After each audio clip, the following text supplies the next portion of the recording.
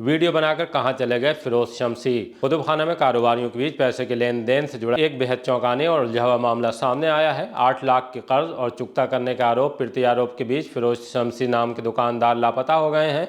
उनका एक वीडियो भी सामने आया है जिसमें वो कह रहे हैं कि कुतुब खाना की हरी मस्जिद वाली गली निवासी इस्माइल उर्फ मुन्ने से कर्ज लिया था, जिसे ब्याज समेत चुकता करने के बाद भी उसे पैसे लौटाने के लिए दबाव बनाया जा रहा है। इस संबंध में आनंद विहार कॉलोनी में रहने वाली फिरोज शमसी की पत्नी मुरसलीन ने किला थाने में तहरीर देकर कार्रवाई की मांग की है। मैं फिरोज शमसी बरेली से मैं आप सबको एक बात बताना चाहता हूँ कि मुन्ने भाई जो हरी मस्जिद की गली में रहते हैं, उनसे मैंने कुछ पैसे लिए थे उधार ब्याज पे।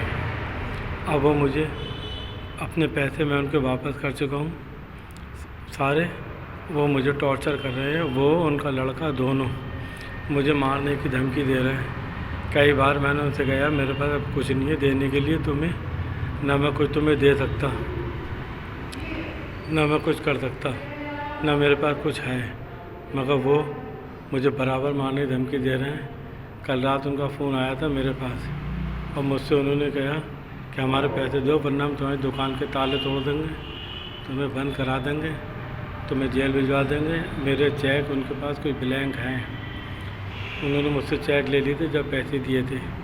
अब वो और उनका लड़का जिसका नाम वसीम है, वो मुझे कई बार मारने की धमकी दे चुका है। वसीम मुझे कई बार मारने की धमकी दे चुका है और मुझे टॉर्चर कर रहा बुरी तरीके से। रात उसके भैया का फ़ोन आया था दानिश का, वो कह रहा था कि हमारे पैसे दो वरना हम तुम्हारे घर आएंगे, तुम्हारे घर पे आके तुम्हें ही मारेंगे, तुम्हारे बेटे को ही मारेंगे और तुम्हें तुम्हारी बीवी को बंद करा देंगे।